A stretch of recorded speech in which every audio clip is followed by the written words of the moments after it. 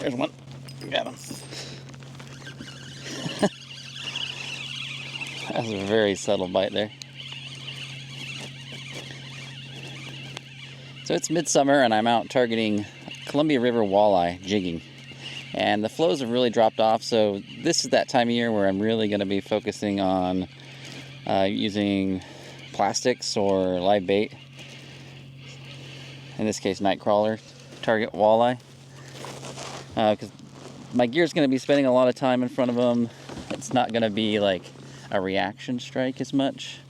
And so this is where having that really subtle presentation can make a difference between catching a lot of fish and catching no fish.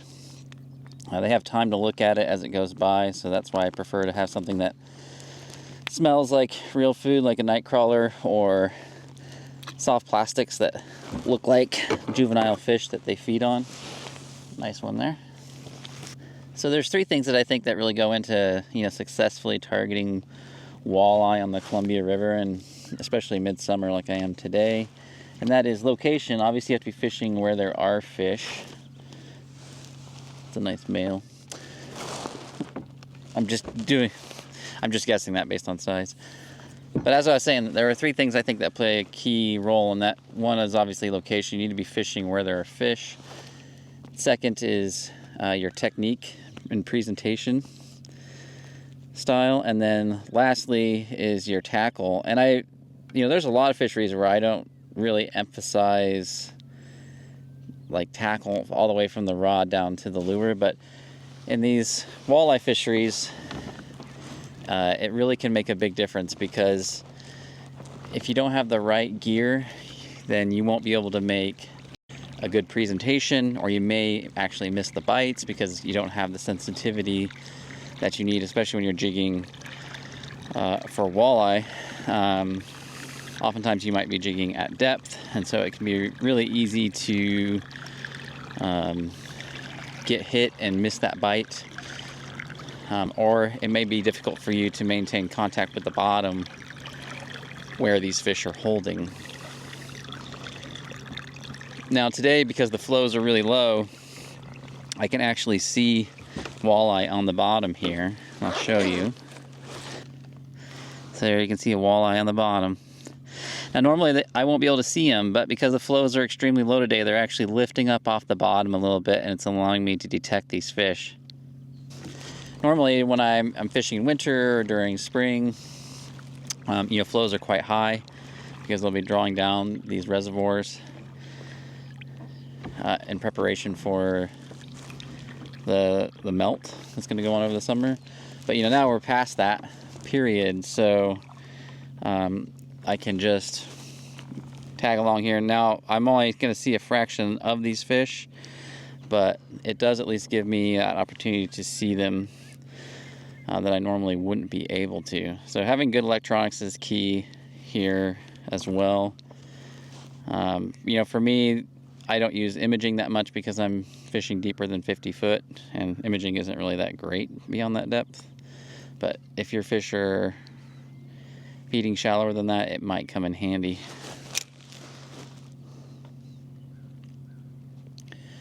So the places I'm typically looking for these fish is I'm still looking for subtle current breaks, even though the current is relatively weak this time of year.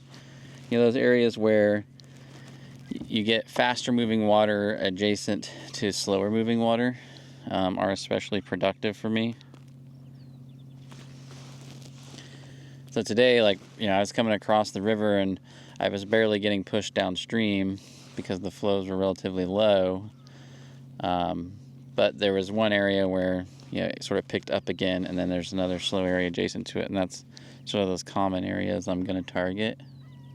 And typically, the habitat type I'm looking for is not necessarily a hard rock bottom. There's a bite. But I'm looking for more a mixture of large boulders, like bowling ball size and smaller, mixed with sand. Now walleye will certainly go out and wander over flats in search of prey. But when I'm jigging, I'm more typically going to be looking for that mixture of structure. I just tend to find higher densities of fish in that situation.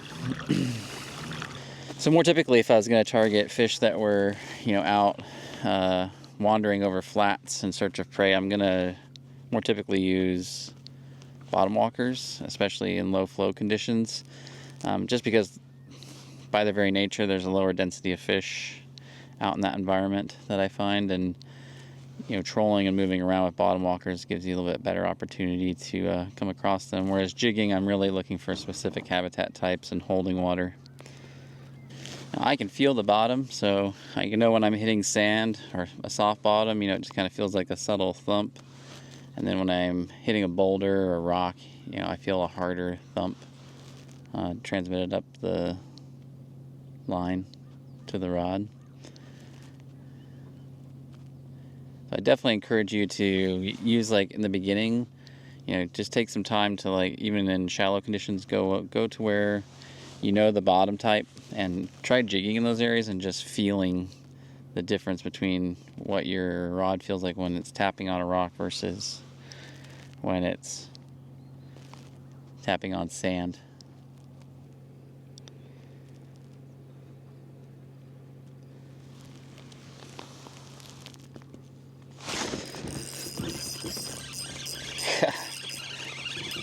That was a really light bite.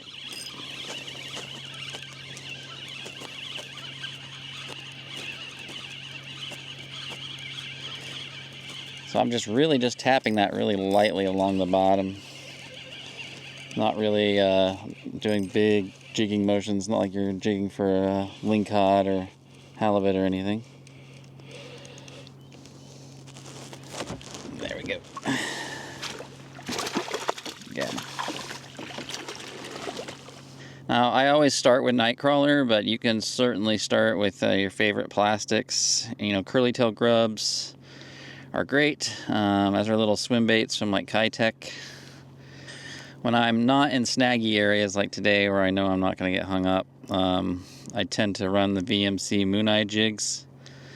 But if I'm in snaggy areas, I'll run cheaper jigs like Northland Tackle.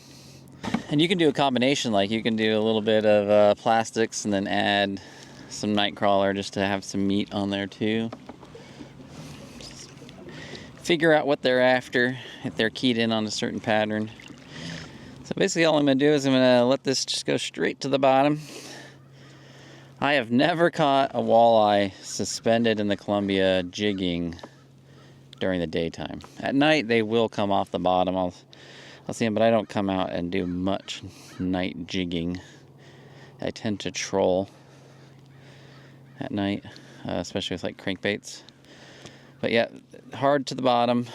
People have asked why don't I try things like drop shotting for them, where I could run a heavier weight and get it down to these deep water fish. And it's just been my experience. I've tried drop shotting, even being 5 or 6 inches off the bottom. I could never buy a bite, and then I would just turn around and drift through that same area with a jig, tapping it on the bottom and pull fish out. These fish are just extremely lazy. These will not come off the bottom. It's got to be right on their face. Might need some fresh bait. I've noticed sometimes if I get a night crawler down there and it gets torn up a bunch, and then I put a fresh one on, I tend to pick up more bites. Let's put a freshie on. Or actually what we could do is I'm going to save the latter half of this night crawler here, and we'll try putting some plastics on, tipped with a little bit of meat, see what happens. I use a variety of plastics, like I said. You can use Yum walleye grubs. I use a lot of colors, like your typical walleye colors: chartreuse, black, motor oil, white works well. So we'll try grub plus a little bit of meat, see if that translates to some success. The nice thing about having a plastic grub on there is if you do get stripped, you're having a hard time detecting the bites. The grub's still there and still acts as an attractant, and they'll still potentially hit it. There you go, you can see it's just a VMC Moon Eye jig with a yum grub on there and a chunk of night crawler. We know they're hitting straight night crawler, which they almost always do. So no shocker there. But let's see if they'll take a little plastic plus meat on the bottom. I'm still going to fish the plastics exactly the same as I would night crawler. I'm just going to tap it on the bottom. Ooh, I just got slammed. I missed it.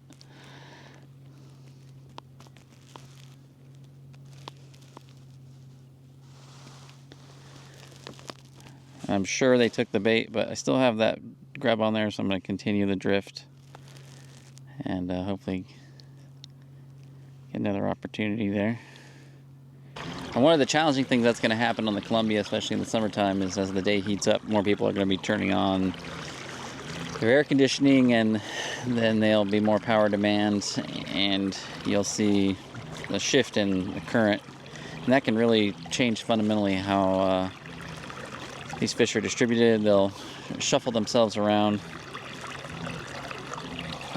trying to maximize their positioning for targeting prey as it moves downstream. Had a couple drifts here with this curly tail grub. Had one bite on it on the first drift, and now I've had nothing. Makes me tempted to go back just a straight night crawler. I go back to just a big chunk crawler, see what happens. Maybe they just want the meat today.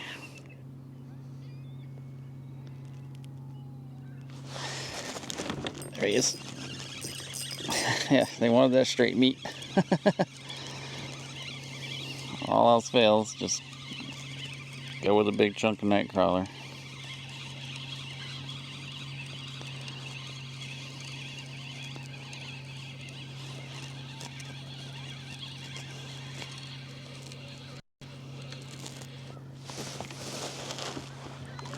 Smaller one.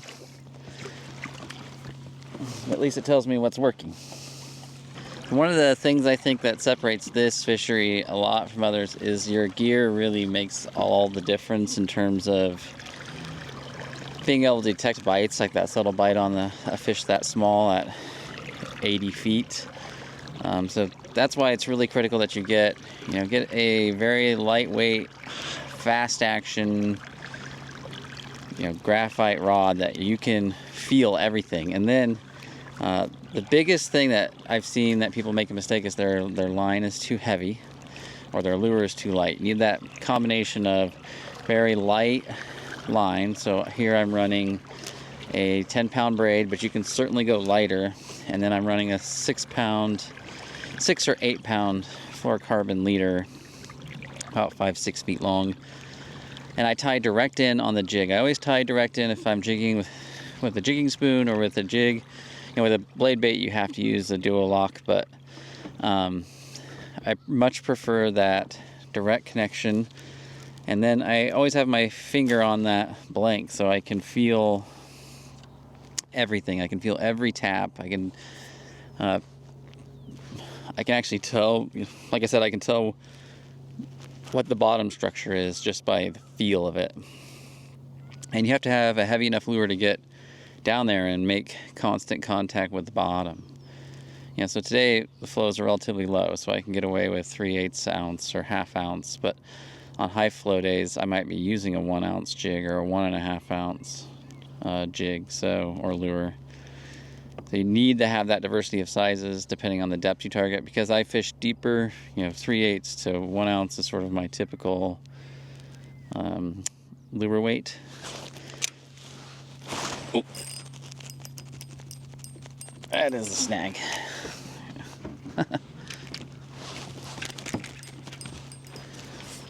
That happens.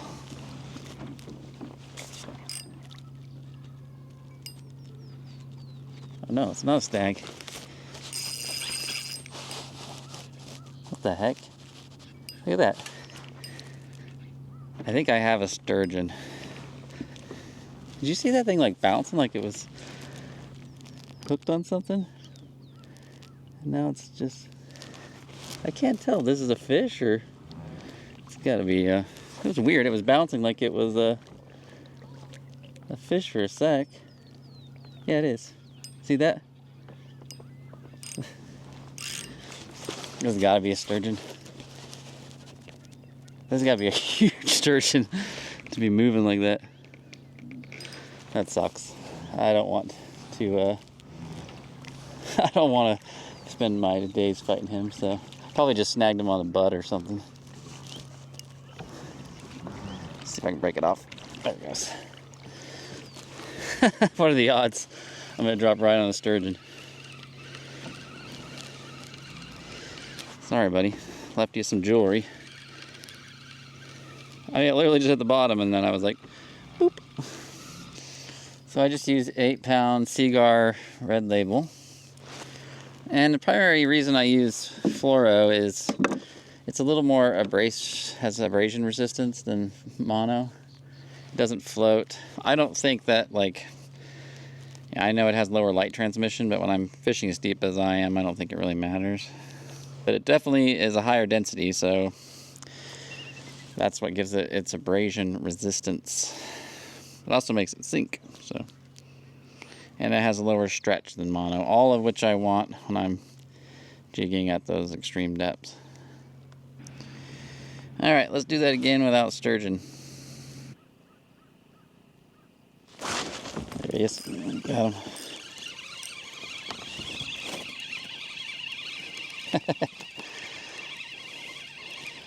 It's gonna be one of those days, it's just a worm day.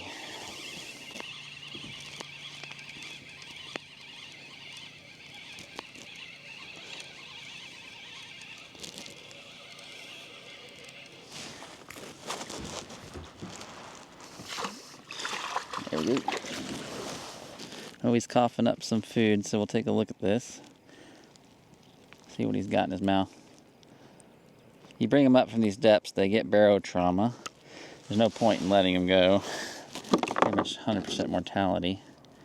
That is a young sculpin, mostly digested. That is the dominant food that I see here. The number one rule in this fishery is if you feel anything that feels different, just go ahead and set the hook, because hook sets are free. The worst thing you're gonna do is just gonna hook set on a rock. But more often than not, when I sort of doubted whether or not it was a fish and I didn't set the hook, and then I pull up my bait and it's all stripped out or got tooth marks on the worm because I missed an opportunity. And every bite today has come exactly between 80 and 90. Cannot get them any shallower. I could stay out here longer, and I'm sure I could get more fish today if I was willing to stay out longer and wait for the next bite window, but it's already feeling like my face is going to melt off, so going to call it after this next drift. I think that's probably why I catch more fish in the spring and fall and winters. I can stay out here until 1 or 2 in the afternoon, feel quite comfortable. But Columbia Basin in the summer is not a great place unless you love fishing in the heat. I think I'm going to call it today. I'll put links to everything I used below.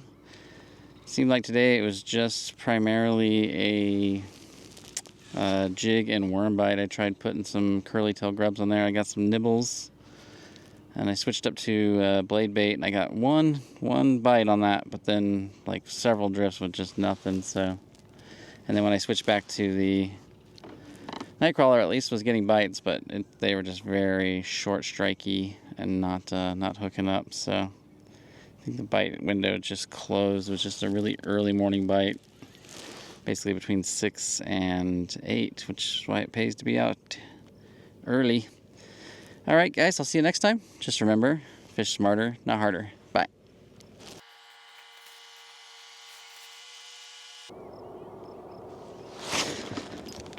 Hey, there we go. Got one. The last minute. This one. There we go. One bonus fish right at the end of the day there. Right on the last drift.